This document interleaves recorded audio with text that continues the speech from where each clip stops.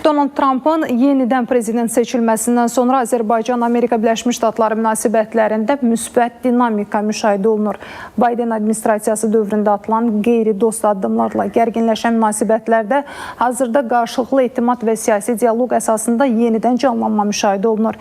Prezident İlham Əliyev də ötən ay beynəlxalq konferansda qeyd etdi ki, yaxın gələcəkdə Amerika-Azərbaycan münasibətlərinin yüksək səviyyə çatacağına ümidlər çoxdur. Bugün dövlət başçısının Donald Trumpın dəvəti ilə Amerikaya səfəri iki ölkənin münasibətlərində yeni bir mərhələnin başlanğıcı kimi qəbul edilir.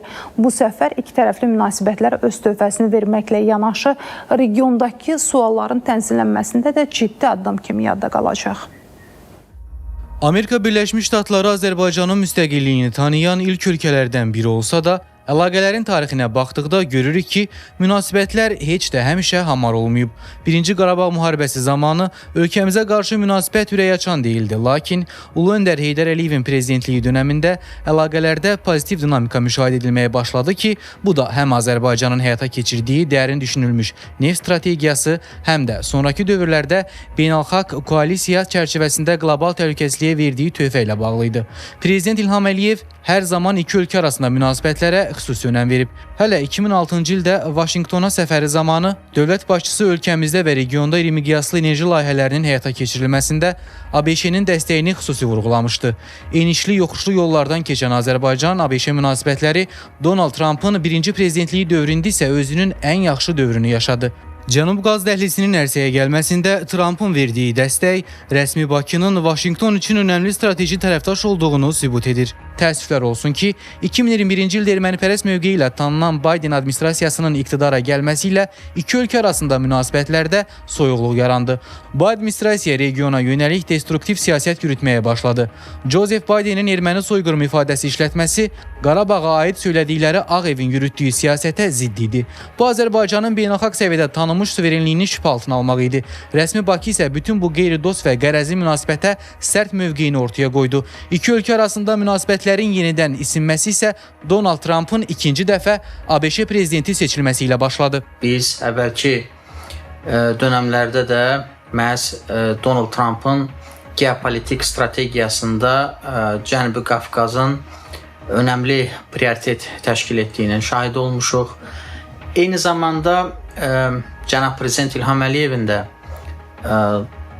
Trumpın prezident seçilməsindən sonra və eləcə də fəaliyyətə başlamasından sonra ünvanladığı məktubda diqqəti cəlb edən məsələ bundan ibarətdir ki, iqtisadi, siyasi təhlükəsizlik, enerji təhlükəsizliyi məsələlərində, münasibətlərdə yeni dönəmin başlanmasına ümid aydın sezilirdi və Donald Trumpın yeni kadensiyası dövründə Azərbaycan-Amerika Birləşmiş Ştatları münasibətlərinin dinamikliyində müəyyən fərqli yanaşmalar vardır və əlbəttə bizim üçün Donald Trumpın hakimiyyəti əvvəlki dövrdən ciddi surətdə fərqlənir. Bugün Trump administrasiyasının yürütdüyü siyasətə nəzər saldıqda görürük ki, ABŞ Cənubi Qafqaza böyük əhəmiyyət verir və Azərbaycanın regionun lider ölkəsi olduğunu qəbul edir. Bundan yanaşı, Prezident İlham Əliyevlə Prezident Donald Trump arasında baş tutan telefon danışıqları məktublaşma formatında intensiv kommunikasiyada göstərir ki, ABŞ hazırda Azərbaycanla əməkdaşlığa böyük əhəmiyyət verir. Bugün dövlət başçısının Vaşinqton səfərində diqqətli olan ikinci mühüm istiqamət isə Azərbaycanla Ermənistan arasında sülh prosesinin irəlilədilməsi ilə bağlıdır. Vaşinqtonda baş tutan görüşün əhəmiyyəti olduqca böyükdür. Donald Trumpın sülh yaranmasında marağı Cənubi Qafqazda əlbəttə ki, Azərbaycanın maraqlarına tam cavab verir. Azərbaycan, Ermənistan faktiki olaraq burada bu görüşdə müəyyən məsələləri müzakirə edərək düşünürəm ki, müəyyən razılığa gələ bilərlər. Trumpın vasitəçiliyi ilə, Trumpın qarantiyası ilə və burada həm eyni zamanda Zəngəzur dəhlizi məsələsi də gündəmdədir.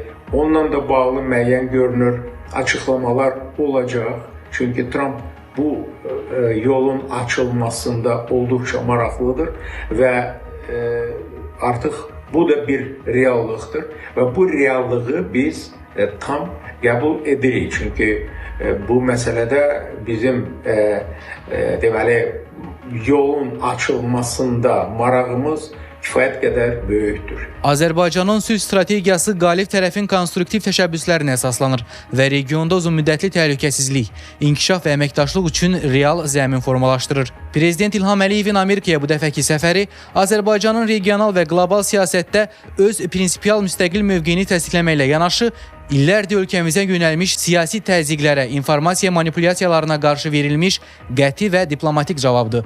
Bu səfər həmçinin Azərbaycan dövlətinin milli maraqlarını qətiyyətlə qorumaq qabiliyyətinin daha bir təzahürüdür. Səmaya Quliyeva, Sənan Bəhrəmli, ATV Xəbər.